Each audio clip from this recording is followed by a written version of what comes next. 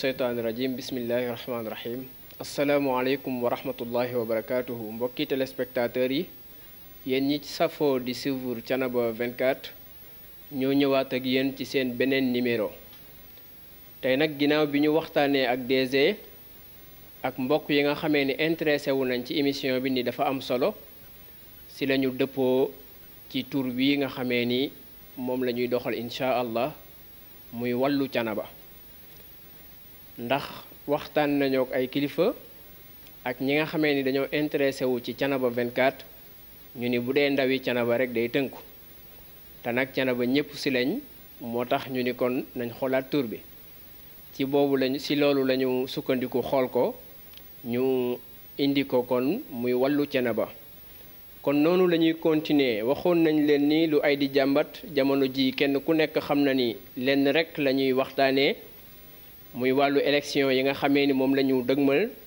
di élection gox-goxaan yi comme niñ ko waxee woon rek yell na ci kenn ku nekk balaa ngaa tànn nit nga xam koo keekan la ci loolu la ñuy waxtaanee ak ñi nga xamee ni ñooy leaderu politique yi ku ñu yabal rek ñu ànd ak ñoom comme niñ ko defee woon bi passé ci coalition Gëm Sa Bopp tey nag ñu dalal fii ku ñuy wax Ahmadou Bamba Ly macha allah tur bi màgg na muy chargé de communication bu coalition avec liggéeykat yi coalition avec liggéeykat yi nag ki nga xam ni moo nekk ci bopp bi mooy président monsieur Abdou Gningue xam naa bu ñu demee ba si biir dina gën a leer incha allah kon Ahmadou Bamba Ly ñu bàyyi la nga nuyoo. waaw jërëjëf Cheikh Tidiane maa ngi lay nuyu di la ziar am tout un plaisir ci dalal bi nga ma dalal tey ñu fas yéene waxtaane rek ci ni nga ko waxee wàllu Thiénaba maa ngi lay nuyu di la ziar mais également di jiital ci nuyoo bi nag le xalif général Baye Assane Seck ñaanal ko suñu borom defal ko tawféex noonu la ñuy nuyoo nag kilifa diine yi nekk ci dëkk bi yëpp nuyu également kilifa aada yi nuyu nag internautes yi nga xam ne ñu ngi ñuy bàyyi xel ci Thiénaba 24 TV bi nga xam ne aussi mu ngi def liggéey bu am solo ànd kook Baye Talla mi nga xam ne suñu xarit la suñu wëllëre la ñu bokk liggéey bi moom itam ñu ngi koy nuyu di ko ziar noonu rek la ñuy nuyu également monsieur le maire Abdou Gningue bi nga xam ne wax nga ko sànq moom moo di le candidat de la coalition avec liggéeykat yi pour la mairie de Thiénaba nga xam ne coalition la boo xam ne dinañ ci dikkaat ak li ko xam ne donc moom moo ko composé tey am naa plaisir Cheikh Tidiane fas yéene ànd ak yow ci waxtaan bi. merci beaucoup Ahmadou Bamba Ly yow it am nañ contentement bu baax pour ànd ak yow émission bi incha allah xam naa rek comme que temps bi guddul. dañuy sóobu ci waxtaan wi waaye balaa ñoo dugg ci waxtaan wi bëgg nañ nga présenté wu pour ñi la xamul xam yow yaay kan. waaw présentation moom xam nga wax sa bopp moom. dafa xaw a jafe. waaye li ci am solo rek Ahmadou Bamba lañ dëkk tudd lii ñu ngi dëkk Thiénaba Gare donc foofu la ñu dëkk si suñu wàll liggéey nag ay taskatu xibaar lañ ginnaaw bi ñu amee baccalauréat def à l'université def fa 2 ans génn nag def suñu formation à l'école du journalisme yàlla daf nag ñu nekk ci métier bi. donc di ci nab-nabi tey jii nag ñu ngi ci benn groupe de presse bu tudd Thiès Prestige fa la ñu nekk ma fay nuyuwaale sama PDG Pape Doumbouya fa la ñu nekk di fa daan suñu doole donc loolu daal moom mooy pour gàttal rek wax kan mooy ki nga xam ne moom moo di Ahmadou Bamba Ly ci wàllu yi ñu nekk nag ma yor kaddu ki nga xam ne moo di monsieur le maire Abdou Gningue mi nga xam ne moom mooy suñu candidat ci élection yi ñu dëgmal. alhamdulilah Ahmadou Bamba Ly présentation bi am na solo xam nañu ci yow yaay kan. mais bëgg nañoo xam kañ nga dugg ci politique ak lan moo la ci dugal. en réalité man je suis pas un politicien je suis un journaliste de formation donc nekk un acteur de la citoyenneté fii ci commune bu Thiénaba.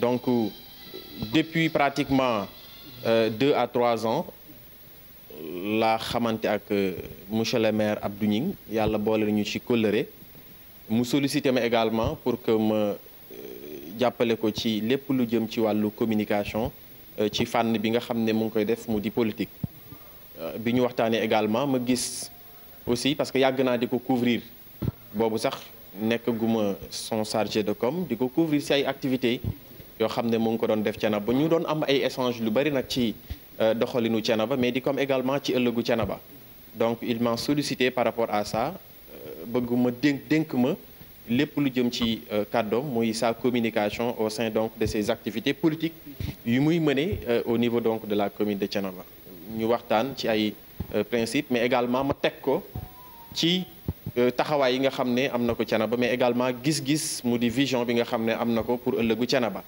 ma nangul ko boobu ba léegi nag nekk ceeg moom di ci nam bi ba yàlla def daal fii ñu toll ci nga xam ne ñu ngi dëgmal donc ay élections donc loolu mooy mais pour dire vrai je suis un acteur de la citoyenneté mais je suis pas un politicien. macha allah Ahmadou Bamba loolu leer na xam naa balaa ñoo dugg ci di la laaj kan mooy Abdou Gningue ak ay jaar-jaaram ak ci programme coalition avec liggéeykat yi. comme que ñoo ngi ci jëm ci fin d'année te ku wax acteur politique ku war di yittewoo li nga xamee ni li xew ci maire bi la war a doon. ci cadre gestion ak cadre bépp rek léegi kon est-ce que di nga ma mën a defal bilan ci année bi.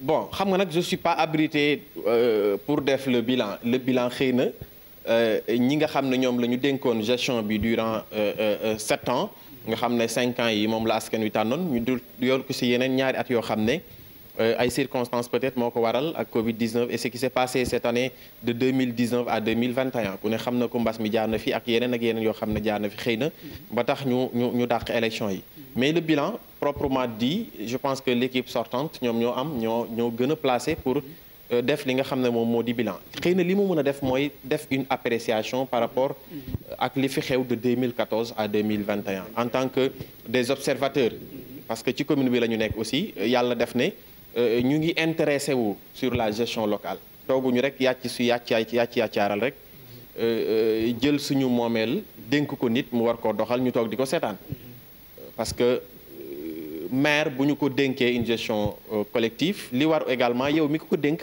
ngay toog di saytu ba xam ndax li nga ko dénk mu ngi koy jaarale ci yoon wala jaarale ko ci yoon mais pour ma tënkal la tuuti rek ci bilan du maire bi nga xam ne moom moo fi nekk mu di le maire sortant man je dis que pratiquement c'est un bilan qui n'existe pas parce que su ma nee un bilan qui n'existe pas dafa am 9 domaines de compétences yu ñu dénk les collectivités locales te yow mën nga ma ko sax wax askan wi ñëwee seede également mën nañ ko seede pratiquement de 2014 à 2021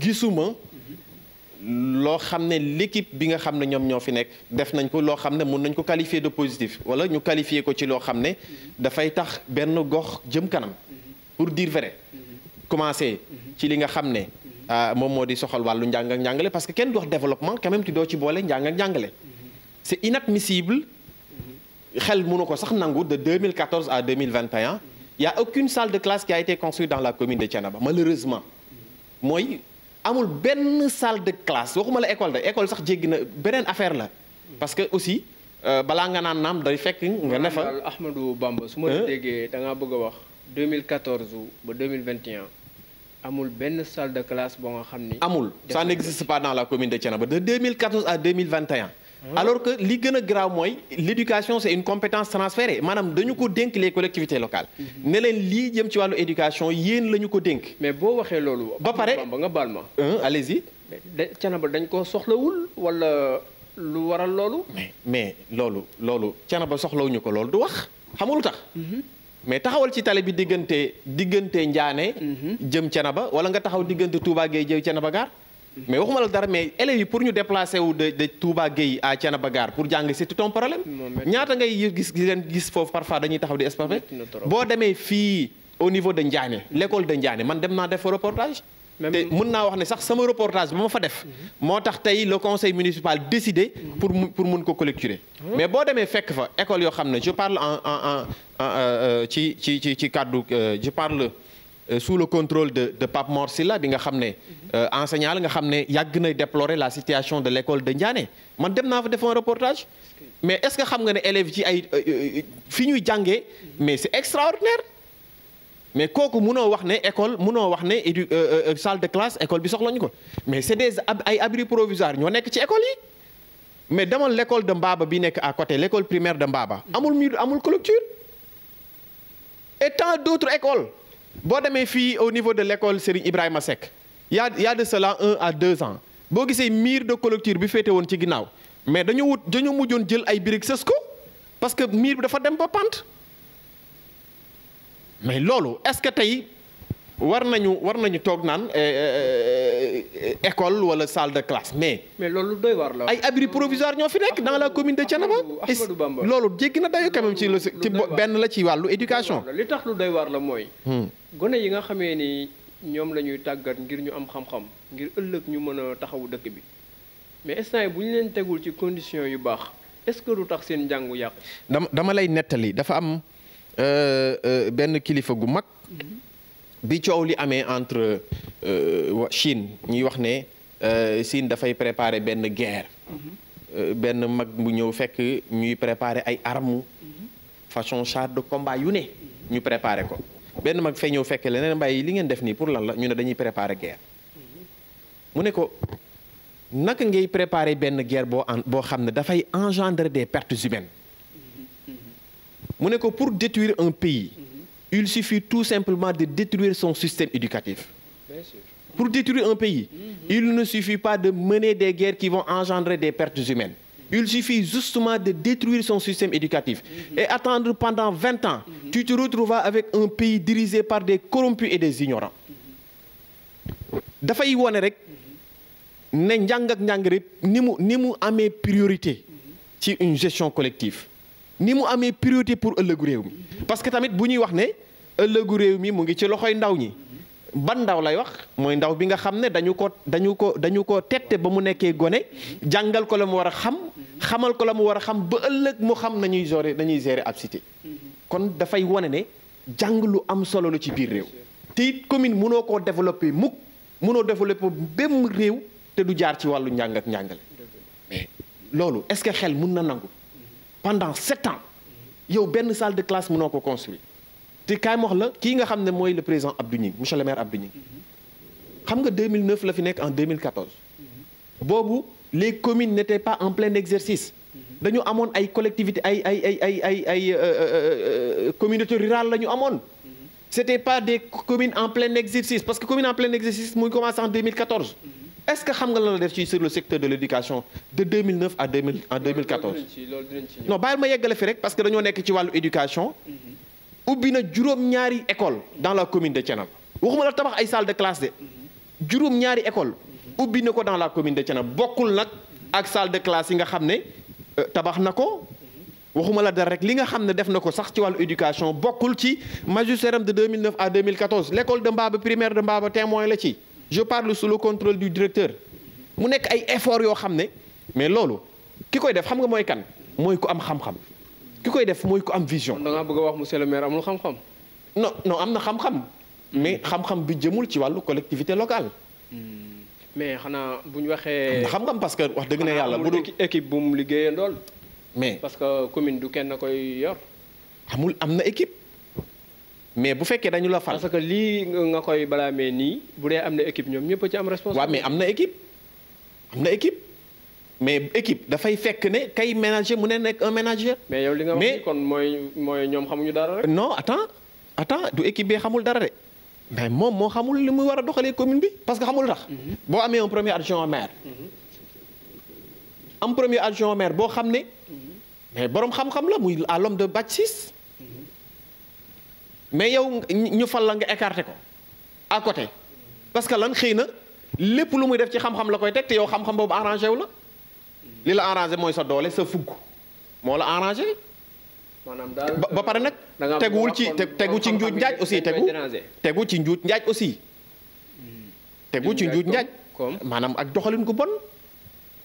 mais ñaata yoon ak dans la commune de Thiénaba. nga fi dégg ay conférence de presse. ay point de presse. mais Ndiaga Dieng benn rek bi nga xam ne mooy suñu directeur de campagne.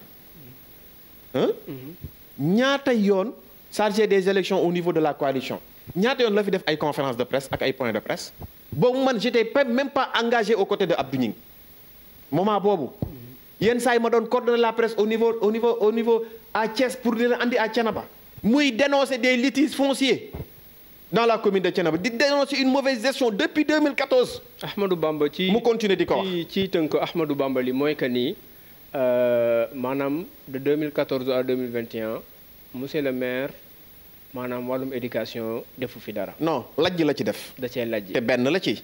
boo ma bàyyee ma xuus dinaa la wax ci yeneen. waaw kon maanaam wàllu éducation moom leer na.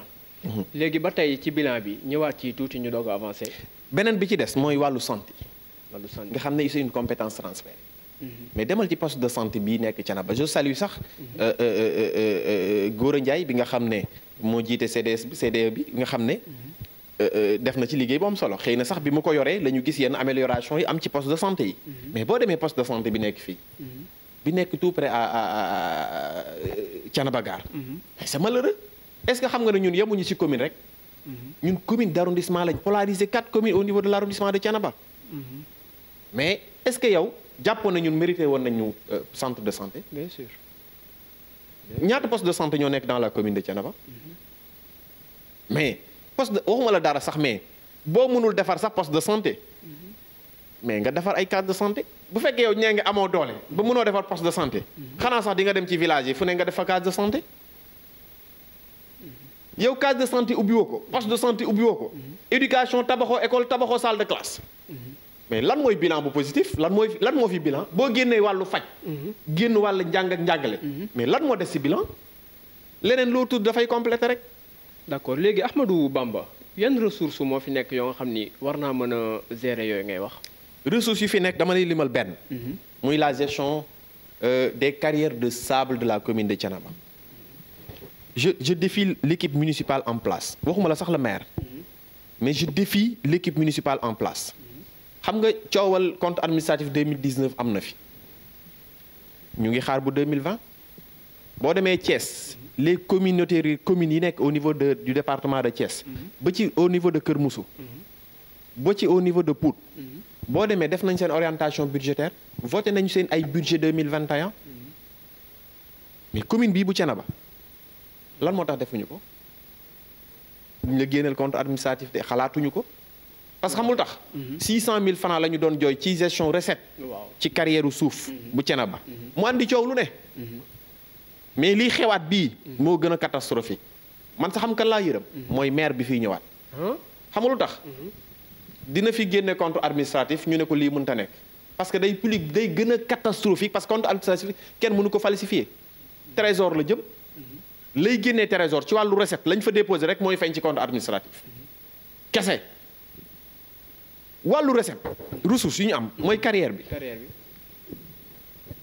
dafa am benn rapport bu commission d'enquête boo xam ne le maire moo diligenté une équipe au niveau du conseil municipal ne leen demal leen ma ci carrière bi ngeen defal ma enquête pendant 1 mois ngeen génnal ma ne ma carrière bi lan lay génne ci wàllu recette xam nga lan la ñu retrouvé avec 20 jours 22 jours parce que 22 jours yi mooy dañoo génne week-end yi nga xam ne moo am ci mois bi ñu génne ko mais yemut foofu rek dañ cee mooy waat 2 jours pour calculer bi mën a exact ils sont retrouvés avec 1 million et quelques mais nan nga mën a xel mën a nangoo yow pendant 1 mois yow nga ne sa recette ak une commission d'enquête publiée à travers une réunion du conseil municipal sous la présence de l'autorité administrative ñu publier kon xam nga loolu dara gënu koo fiable dara gënu koo fiable le président de la commission finance au niveau du conseil municipal mais ci rapport bi ci enquête boobu la bokkoon à la personne de Adama Diop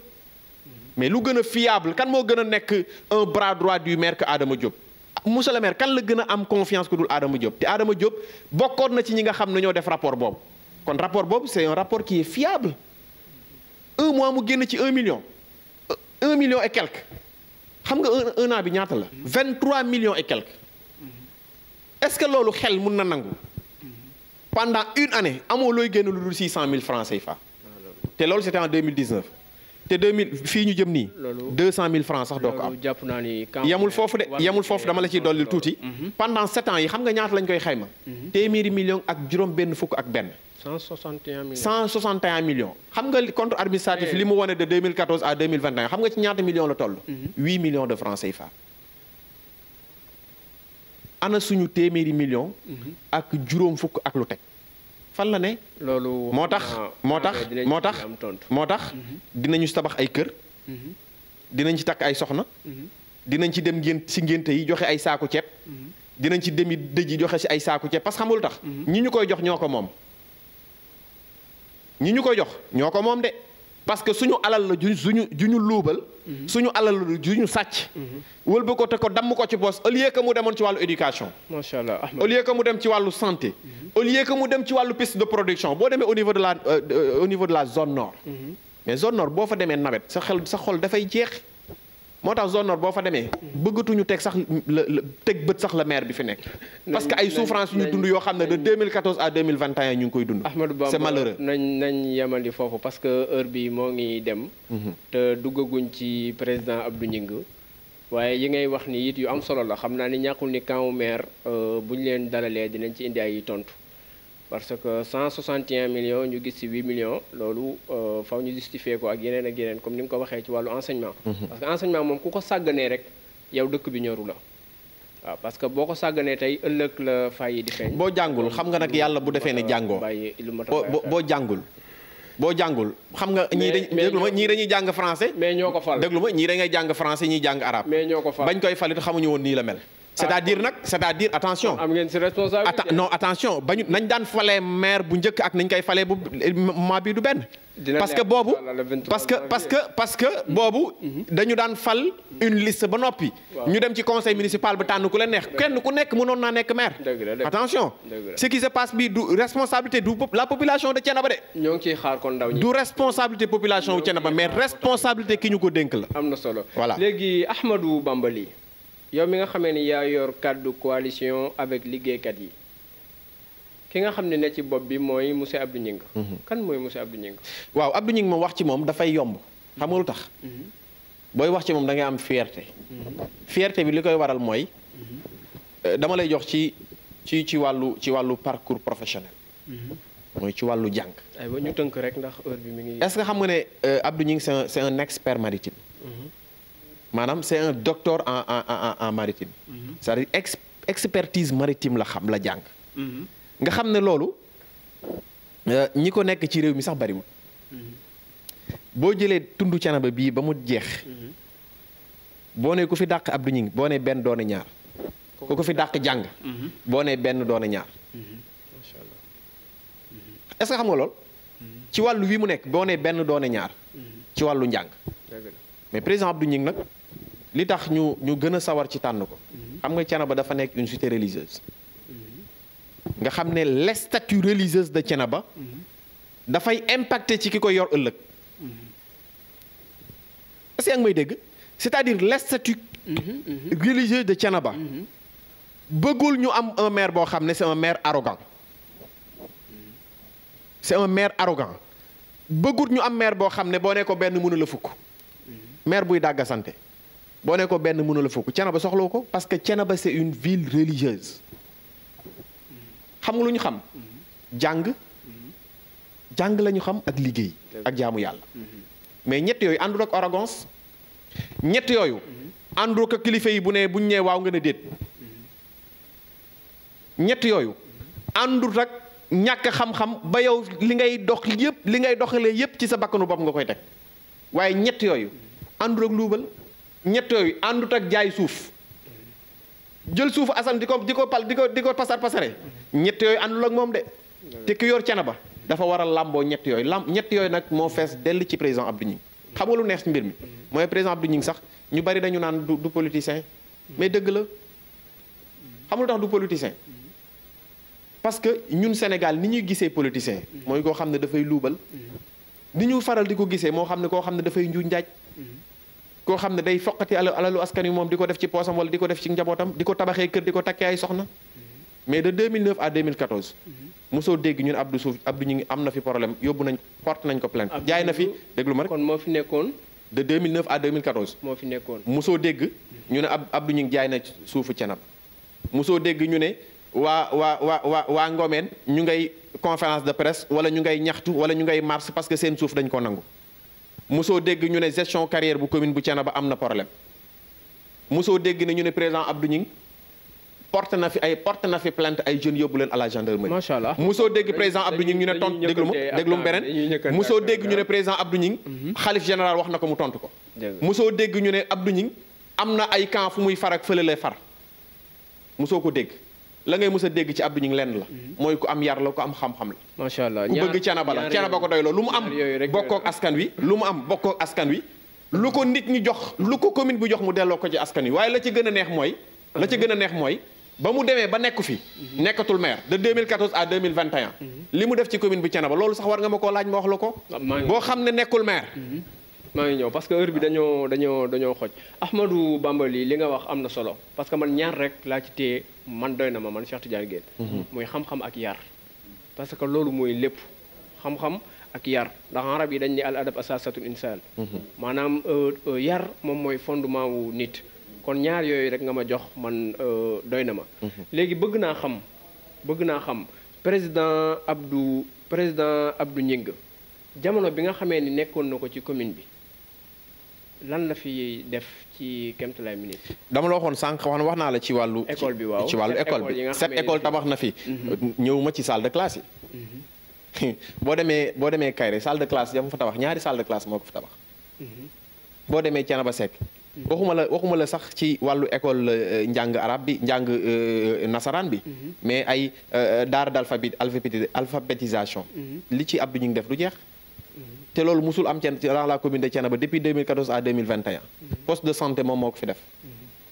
boo demee lycée bii moom moo koy def moo ko érigé en lycée. xëy na loolu ku jàngul du ko xam.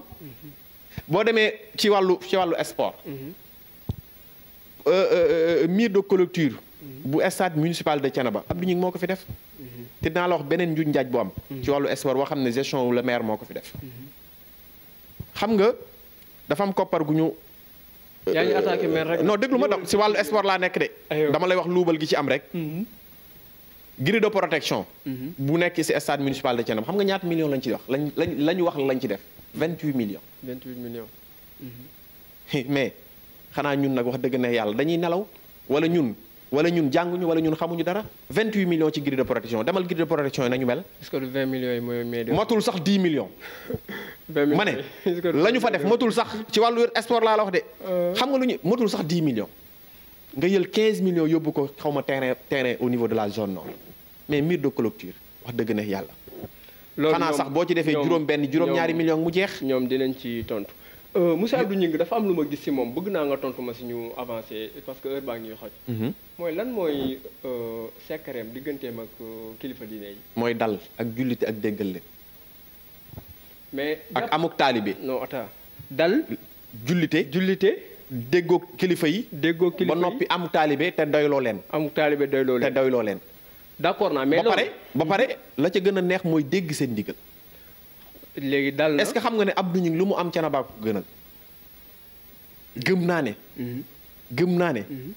waxuma la mu toog a xalif bi de. mais tey bu toogoo nag ki gën a tuuti ci at. bokk ci njabootu maam Amary Ndack Seck. bu ne ko bàyyil sa responsabilité yi nga yor. au niveau maanaam bàyyil sa liggéey sax mu ba ko. pour won la responsabilité. bi nga xam ne am na ko ak cër gi nga xam ne jox na ko.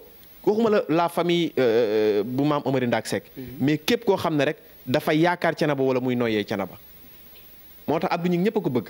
moo tax Thiénaba pour nga gis ku wax ci comme nii ñuy attaqué yenn politiciens yi. pour nga gis ko ci Abdou Gningue sax parce que boo koy attaqué doo xam loo koy wax. est-ce que loolu noonu mënul doon gàllankoor ci mu gérer mairie bi ni mu war a doxee. nu muy nekkee gàllankoor nee naa la les statuts religieux de Thiénaba. parce que chaque jour xam nga lu tax nit day am ay principe am. waaw est-ce que principe yi nga xamee ni moom la am bëgg développer Thiénaba est-ce que dëppoo na ak léeg-léeg ndigal yi ñu koy jox. est-ce que xam nga ne développer Thiénaba les statuts religieux de Thiénaba bi mu am moo ci gën a gaaw. xam nga lu tax bien sûr xam nga lu tax. mais munoo nekk maire ne doo déggoog la xalif général bi fi ne mënta ne. bien sûr est-ce que xam nga ne les xalif généraux li ñu mën ci état. équipe kay benn maire mënu ko. looloo wér. moo tax. maire bi ñu war a am maire yi di am sax yeneen maire yi duñ ko am. les statuts c'est-à-dire ñun dañoo profité c'est-à-dire dañoo profité wul. ci statut religieux bi commune bu Thiénaba am. te loolu nag wax dëgg neex yàlla. maire bu fi nekk di xiiroo ko ŋaayoo ak les xalif généraux du ko mën. ban gis-gis la monsieur Abdou Gningue am ngir bu jotaatee ci maire bi. bari na c'est un programme boo xam ne c'est réaliste et réalisable. benn bi mooy tey Thiénaba dafa mérito centre de santé. centre de santé. xamul tax. Xombol. statut bi Thiénaba am amu ko. Thiénaba Xombol c'est une commune entière. mais ñun commune d'arrondissement la ñu yor. commune d'arrondissement. donc ñun mérito nañ am une centre de santé. te loolu mooy projet bi nga xam ne projet phare boo xam ne monsieur le maire Abdou Gningue am na ko pour ëllëgu Thiénaba. beneen bi ci des mooy ñu réhabiliter les centres de santé yi nekk au niveau de la commune. poste de santé yi mais tey war nañoo dooleel poste de santé yi fi nekk ci commune bu Thiénaba réhabiliter mu am accueil boo xam ne accueil la boo xam ne boo fa ñëwee da ngay maanaam boo andee sa malade sax sa xel day dal parce que accueil ba nga fay fekk. ba pare lëkkaloo ak le ministère de la santé et de l'action sociale xam nga ci sax. xam nga lu tax parce que fa ngay mën a jëlee dara. loo xam ne di nga mën a dooleel mais xoolal ambulance bi ñu am te ambulance bi ñu am président Abdou Gningue moo ko fi andi ci wàllu santé. ñañu fay former. muy ñu tuddee xaw ma des blancadiers xaw ma lan. mais président Abdou Gningue moo def seen formation. macha allah am na solo monsieur Abdou Gningue ban programme la am. ci wàllu ndox ci wàllu ndaw ñi ngir ñu mën a am. balaa maa ñëw ci wàllu ndaw ñi da nga may jël ci wàllu ndox. aywa xam nga Thiénaba amoon nañ fi problème mu ndox un facture boo xam ne. dafa toll ci ay millions. lu ko waral. laaj naa la ko. est-ce que dama laaj waa Touba Gueye. ñaata at la ñu toog amuñu ndox. de 2014 ak 2021 ñaata at. xamu nu ñu mujj def. di root ci Thiénaba wala ñu root ci Thiénaba gaar. lu waral lool. lu ko waral kan lañ dénk wàllu ndox ku ko war a dox. forage bu dal jàmm. président Abdou Gningue moo ko fi def. est-ce que déggaat nga forage bu ñu def ci commune bu Thiénaba bu dut le PUDC. loolu c'est un programme de l'État. mais si budget commune Thiénaba ak recettes yi nga xam ne moom lañ mooy génnee ci commune Thiénaba ban forage lañ tabaxaat Thiénaba. mais maa ngi dégg sax kii di ko wax suñu chargé des élections Ndiaga Dieng nga xam ne yàlla dafa def muy moom rek doyoon na nekk candidat ndax xam-xamam waxuma la Abdou Gningue mais Abdou Gningue comme ko ñamoon na lan moo tax moom jiitalul kenn. ma ne. tontu ma foofu. Thiénaba tolluwut ci ñam. non moom jaaroon na fi. xam nga Thiénaba tolluwut ci ñam. jaaroon na fi xam nga ñam mooy lan. xam nga ñam mooy lan. xam nga ñam mooy lan. mooy fekk alalu askan wi. nga ñam ci dara luubal ko te président bi ñu doxewul noonu. xam nga selon bilan bi nga ma jox moom affaire yi ñam la. non du ñam peut-être moom bu ñëwee mu wuteeg li fi ne mais li nga ma jox nii wax ma ko nii bu dul ñam luy ñam. ñam c'est-à-dire 161 millions ñu gis 8 millions. waaw parce que kañ ko jox dafa doyluwul. waaw peut-être moo tax mais nag président Abdou Gningue mii wax naa la ko sànq nee naa la wax dëgg neex yàlla mosoo dégg ba mu fi ñëwee ba mu fi nekkee ba léegi mos ngaa dégg lu mu luubal. xam nga wax nga ma ni ma. kon du problème mu ñam dama la bëgg a wax équipe bu nekk ci ginnaawam rek. wax nga ma président Abdou Gningue. même bi mu fi jógee dafa continuer woon doon liggéey. parce que moom ci la nekk ba léegi dafa bëgg Thiénaba. ci la nekk ba léegi. léegi lu tax comme que moom nekkoon na fi lu tax jiitalul kenn ci équipe am. mais attends est-ce que xam nga ne dama koy faral di wax. non mais wax ma lan moo. mais da nga may bàyyi ma tontu la. aywa xam nga ñun lu ñu dal. mooy fal benn maire. ñun amuñu projet fal maire xam nga projet lan la ñu am. fal une équipe municipale. xam nga fal maire mooy lan. xam nga fal maire mooy lan. fal quelqu'un boo xam ne rek lu ko neex muy buur a ko bim. ñun doxuñu ci loolu. xam nga ci luñ dox. mooy taxawal une équipe municipale capable. looloo jaadu de relever le défi. ñun ci loolu la ñu ne. coalition avec liggéeykat bi porter la candidature. xam nga Abdou Gningue neexu ko rek mu ne damay nekk candidat. est-ce que xam nga lool est-ce que xam nga lool. c'est une demande sociale. c'est une demande sociale. léegi man dama askan wi am na lu ma ñoo soxla monsieur le maire Abdou Gningue nekk candidat bu coalition avec liggéeykat yi mais bu nekkoon moom ak moom rek. ca la mu nekk 2014 ba 2021 ci loolu lay continuer ti Thiénaba mosuñu koo xarab. musuñu koo jëw ci alal luubal alalu askan wi musul jaar ñu ne kee nag moo sàcc suñu suuf. macha allah musul am ci loolu la président Abdou Gningue léegi dañoo wax ni li jiitu tàqalikoo bi di am. laajoon nga ma sax problème mu ndaw ñi. foog ma wax la ci dara programme bi ñu amal par ndaw ñi balaa ngaa dem ci beneen question. xam nga xam jeune la aussi dafay baax ñu wax ci loolu. li ñu prévoir ci wàllu ndaw ñi mooy accompagner ndaw ñi. parce que ñaata étudiants ñoo fi nekk amuñu emploi mais l'insertion des jeunes. mais loolu il faut ñu am un maire boo xam ne dafay am une ouverture nationale am une ouverture internationale. mais boo demee au niveau de la DER ñaata jeune la ñu financé DER fii Thiénaba commune Thiénaba est-ce que gis nga ko ku ne DER moo financé wala ku ne ANPEJ moo financé ay ndaw yi Thiénaba ci programme état mais ku amul ouverture au niveau de l'état amoo ouverture ci gouvernement bi ndax di nga mun a copter dara pour say ndaw munta ne beneen bi ci des mooy Thiénaba dafa mérito quand même mu am un centre polyvalent de jeunes maanaam centre boo xam ne centre jeunes yi la boo demee dans la commune de Ngoundiane am na fa mais tey fii Thiénaba ñun jeunes yi bu ñu amee activité bu ñu bëgg a def amuñu salle bu ñu ko defee bien sûr. mais jigéen ñi war a def toll ci xew wala def ay réception wala def ay mariage mais amuñu salle bu ñu ko defee mais war nañ am nañ espace boo xam ne dañu ko jagleel ndaw ñi yaa ngi dégg mu nekk espace de divertissement mais également espace boo xam ne espace de dialogue lay nekk mais également benn centre culturel religieux war na am dans la commune de Thiénaba parce que Thiénaba c'est une commune religieuse moo tax par exemple ñu ngi ci programme am mu bàyyi ci pàcc bu am solo diine am na solo jëmale ko ci daara yi jëmale ko ci association culturelle yi mais jëmale ko également ci sëriñ daara yi parce que dañ leen war a gunge xam lu tax parce que dañuy joxe xam-xam te njàng nag wax dëgg neex yàlla yemul ci tubaab rek mais dafa jëm ci jàng alxuraan jàng arab ki fi nekk nag doon na baax dafa ki fi nekk nag doon na baax bu jàngul arab bu jàngul français sax doon te ñëpp xam nañ jàngul français mu jàng arab sax ndax mën a doxal commune mais jàngoo arab jàngoo français xam nga nag lii wax dëgg neex yàlla boo doon bokk sax si ñuy laaj xam naa c'est malheureux question bi mujj bi rek li muy doon mooy damaa yëg ni li jiitu ngeen di tàqalikoo da ngeen a fas yéene woon a doon benn muy opposition bi dañoo bëggoon a doon kenn maanaam doon benn jiital kenn ngir mën fee jëlee li fi nekk te ñu yëg ni tàqalikoo dafa am est-ce que mën nga maa wax lan moo waral tàqalikoo boobu. bon tàqalikoo yéene bi nag quand même moo nekkoon jële li fi nekk mooy samp fi une équipe municipale loolu nag la daan gën a am solo mooy ñi fi nekk doon booloo doon benn mais également système mode d'élection bi am cette année en 2021 musul am parce que bu fekkoon ne scrutin bi en 2014 ni mu meloon noonu lay mel en 2021 ànd bi mun na nekk mais xam nga ne les maires sont élus au suffrage universel direct te am nañu ci bari ñoo xam ne dès le départ amoon nañu ay ambition nekk maire par A ou par B amoon nañu ay ambition nekk maire bu fekkee nag dañoo war a waxtaan man ak yow yow nga ne a kulli yàlla da ngay nekk maire da ngay nekk candidat man ma ne a kulli yàlla damay nekk candidat wax dëgg na yàlla tàqalikoo dafa yomb tàqalikoo bi nag du question parce que bëggoo Thiénaba wala bëgguma Thiénaba mais est-ce que kenn ku nekk dafay am ay ambition président Abdou Gningue nee naa la bu doon moom ak moom kese ci lii mu nekk de 2014 à 2021 moo ko gënal fuuf xam nga lu tax parce que dafa nekk ci jege askan wi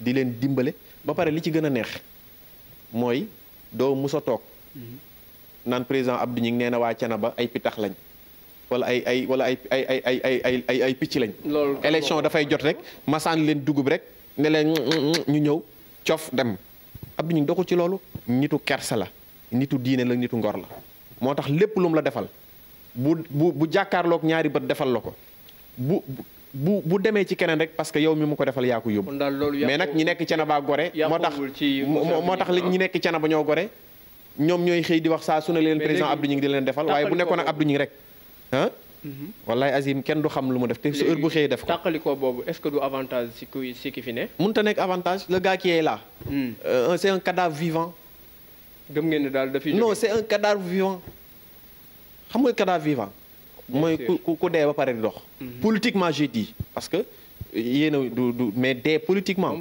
c'est un cadavre politique nag wax dëgg neex yàlla bu xamoon boppam dëgg un cadavre politique bu xamoon boppam dëgg ba mu yekkee ci nekk ci cadavre ñëpp di laaj daa waroon na banque ay loxoom xam nga lu mu cay teg wax dëgg neex yàlla amoon ngeen ngor de 2014 à 2021 ngeen dénk ma waaye la ngeen ma dénk xaw ma ko mënuma ko ginnaaw xaw ma ko mënuma ko te dénkoon ngeen ma ko nag te mënumaa teggi samay ndombol tànk bés bu dem laaj jotaatee ma bàyyi leen li ngeen ma dénkoor sant leen gërëm leen nekkat loolu mooy ngor mooy bu ñu la dénkee yow ci ay délibération fictif nga fi nekkee plus de 47 délibération fictif nga fi nekkee suñu xaalis kenn du ko gis zéro réalisation wax dëgg na yàlla xam nga lu doon ngor mooy lii ngeen ma dénk jéem naa waaye mënuma te boo mënu nag da ngay xam ne mënoo nga bàyyi ñu mën toog ferenkulaayu élection yi moom bu 52 candidats amoon sax moom mi fi nekk du gis dara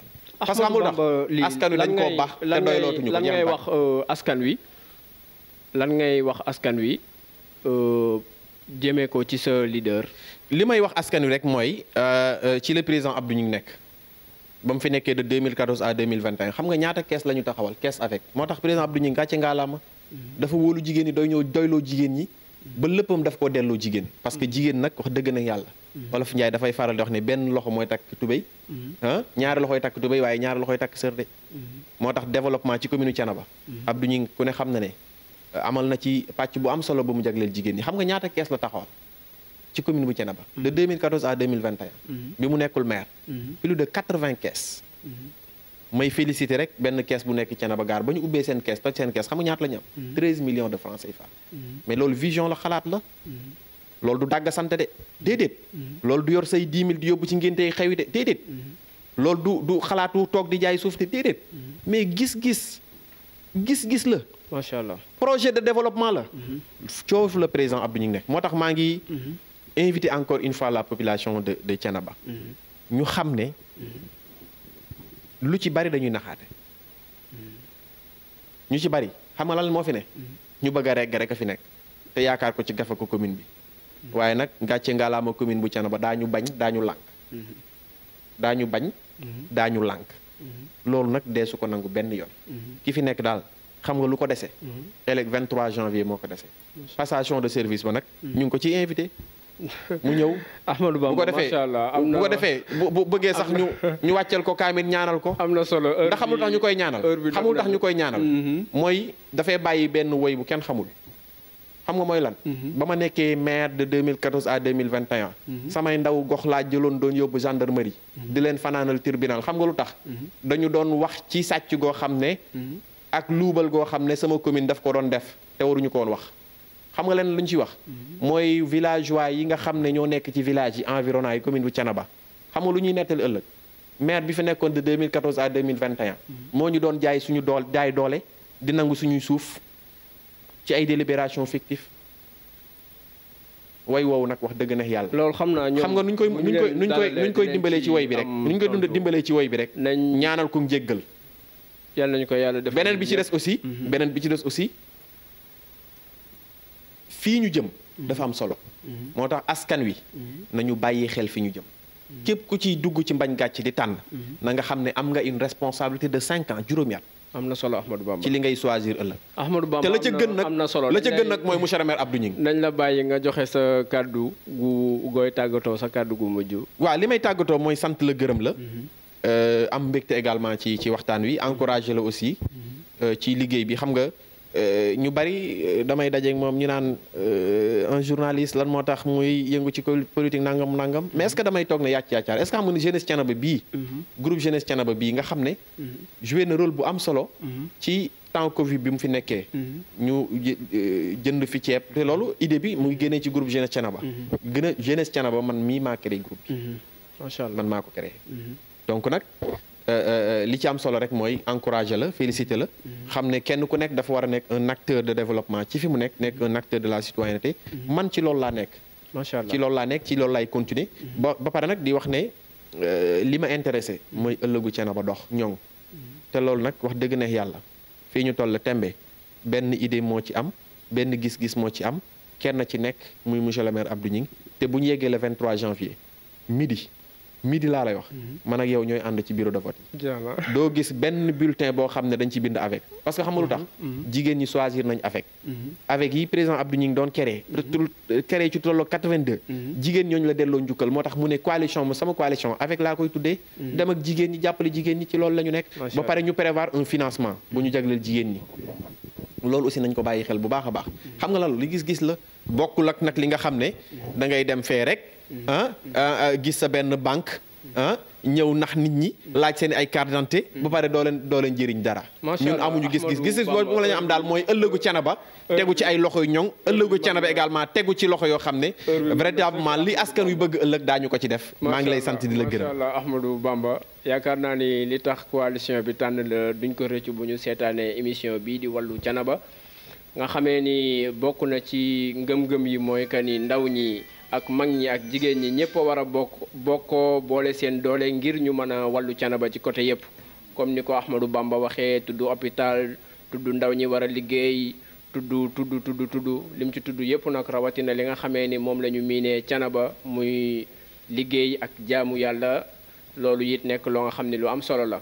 ci loolu la ñuy profité di nuyu xalifa général bi ak chef de village bi ak imam bi di leen wax rek ni yéen a ngi nekkoon doon suivre Thiénaba 24 ngeen àndoon ak Cheikh Tidiane mu dalaloon Ahmadou Bamba Ly mi nga xamee ni moo fi teewal coalition avec liggéeykat yi di soññaat sama bopp di soññu ndaw ñi ak jigéen ñi kenn ku ñuy sànnil carte nañu xam kan la ndax lépp lu mu fi def ci mandaawam ñoom dañu ci am ay responsabilité kon balaa kenn di jox kenn sa carte na nga xam kooku kan la bëgg leen koo yombalal nag moo tax ñu ànd ak Thiénaba 24 ci émission wàllu Thiénaba ngir ñu xam candidat bu nekk kon nag ñoo ngi leen di jox dig daje beneen yoon di nuyu DG Talla Diagne di sant